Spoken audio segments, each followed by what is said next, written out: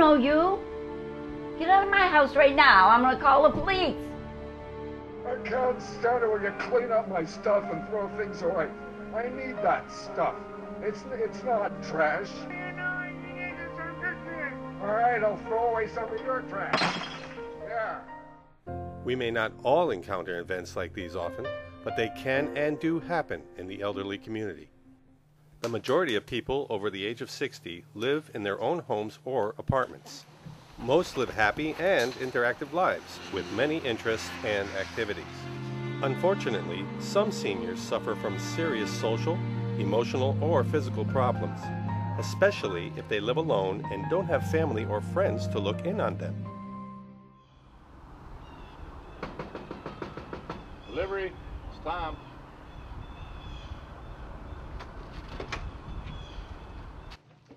It's delivery, it's Tom. Who are you? I don't know you. Get out of my house right now. I'm gonna call the police. The symptoms of an elderly person in some kind of difficulty may not be so dramatic, but can be easily recognized. Noticing unread newspapers piling up on the lawn or steps, observing an elderly person wandering around seemingly confused, seeing a house with many lights on all night, or noticing a normally well-kept lawn and garden becoming overgrown and unattended. However, it's people like you in all kinds of jobs who come in contact with the elderly on a regular basis who can become gatekeepers. People who may notice changes in behavior, physical appearance, or mental condition. The Gatekeeper program is designed to identify an elderly person in some kind of difficulty who needs assistance to maintain their independence or health.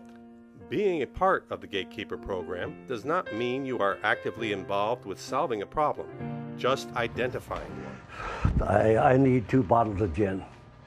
You having a party? No. You bought 2 yesterday. I know, but I dropped them down the stairs and they broke. Damn it, I just need 2 more. Okay, same kind as yesterday? Yeah, thank you very much, Marge.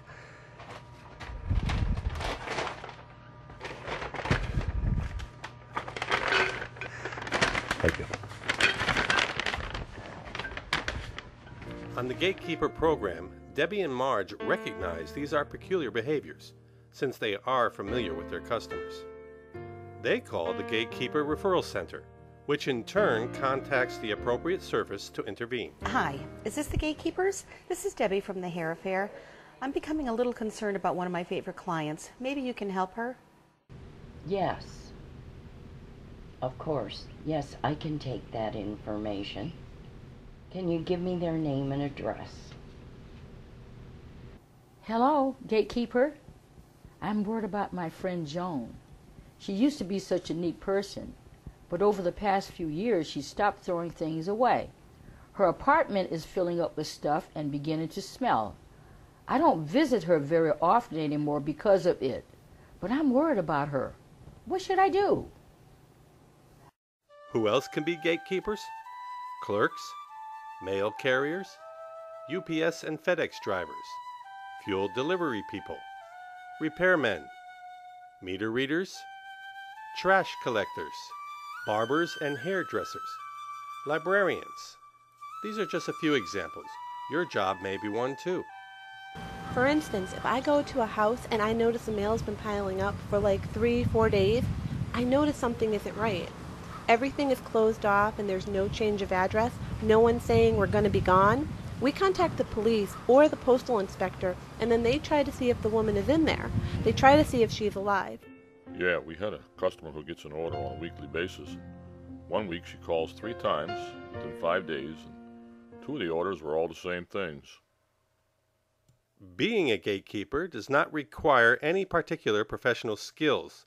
It's mostly a matter of watchfulness and common sense, listening and observing, being aware of changes in appearance, attitude, or physical conditions, having a calm voice and reassuring manner to put the older person at ease to minimize the difficulty they may be having. The Gatekeeper program is not a substitute for a 911 call. If an elderly person is in a life-threatening situation or having a problem that cannot be resolved by service agencies immediately, a 911 call should be made. Gatekeeper program, this is Anne. How may I help you? My name is Elizabeth, and I am calling because I am very worried about one of my friends. Helen has been a friend of mine for years, but lately I'm worried because she seems to be getting very forgetful, and I don't know what to do for her. Okay, yes, thank you for your concern. Your information absolutely will remain confidential, and someone will follow up with your friend just as soon as possible.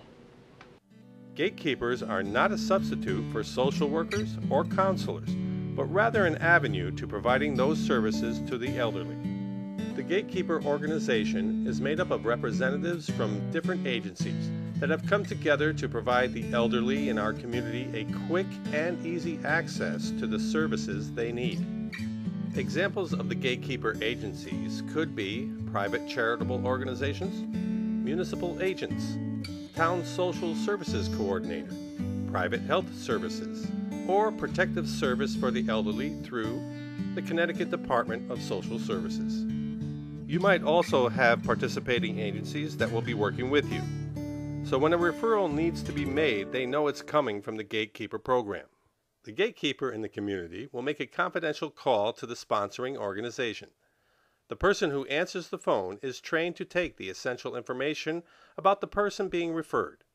This information is then used by the sponsoring agency to contact the person being referred with an offer to make a friendly visit and acquaint the individual with services which may be available to them to help them remain safely in their own homes. Hello, Ms. Doe. This is Dwight Norwood. I'm calling from the Gatekeeper program. You have been referred to us. Well, the reason I'm calling is somebody thought that we might have some services available to you in the community that could help you remain safely in your own home. No, there's no charge. These are absolutely free services. This is an absolutely confidential referral. Well, I can't tell you who referred you, but it was absolutely confidential, and it was somebody who cared enough about you to ask us to take a look in and see if there was something we could do. So, could I make an appointment perhaps to come out and see you and talk to you about this? Gee, that'd be great. Okay, why don't we set it up for, how's about next Wednesday? Maybe at 3 in the afternoon? Would that work for you? Great. Okay, I'll be seeing you next Wednesday afternoon at 3 o'clock on behalf of the Gatekeepers program. Thank you. All right, bye-bye. Judge Marino, most elderly people want to remain in their own homes even if their health isn't the best. Some are worried that the state might try to put them in a nursing home, whether they want to go or not. How much should they worry? Well, they shouldn't worry because we have many safeguards that are in place. The only person that can actually have someone move from their principal residence is a conservator. And the conservator has to be appointed by the court after a hearing with medical evidence. A person's represented by an attorney. And then once that person is appointed, they cannot change the residence of the conserved person without prior probate court approval, which only occurs after a hearing. Once again, they do have an attorney representing their interests here. And then I have to find that this is the least restrictive means of really helping this person to transfer them out of their residence. I've got to look at whether services have been provided to the person's home. And only after I make all those necessary findings would a change of residence be approved. So the days are long gone where a conservator can simply change someone and put them into a long-term care facility without the probate court getting involved. And I think that's a good change. It took effect October 1st of 2007.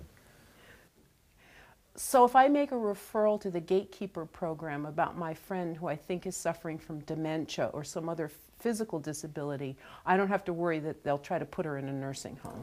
No, I wouldn't worry about that at all. I think that's a good first step, almost like a well-being check to make sure that the people are not failing, that they're taking care of themselves. That could start the process, certainly, of perhaps having a conservator appointed if the person reaches that level. but it's many steps before you get there. So that initial call, just to have someone look in on a family friend or family member, should no one should be discouraged from doing that, because I think it's a very valuable resource that we could give to people. The Gatekeeper program strives to not be an invasion of privacy or force the elderly to accept help or services. Our goal is to inform the elderly of their options. I really want to stress that the gatekeepers are not a substitute for calling 911. In a dire emergency, the 911 operator will immediately call the police, the fire department, or the paramedics. Gatekeepers will be trained to understand the differences between emergencies and the need for intervention services, so the appropriate call will be made. The Gatekeepers program is designed to identify high-risk elderly, especially those living alone and in need of special assistance to maintain their independence and quality of life. Early identification helps provide early intervention before the health and well-being of an elderly person becomes a critical problem. And it's not just people in business or service. Anyone can be a gatekeeper. Neighbors of elderly people are encouraged to become involved. Just simply being aware of any change in an elderly person's lifestyle or behavior at home or in the neighborhood. Your role is essential. You are the eyes and ears. Without your help, we would not be able to assist the elderly in maintaining the independence they treasure.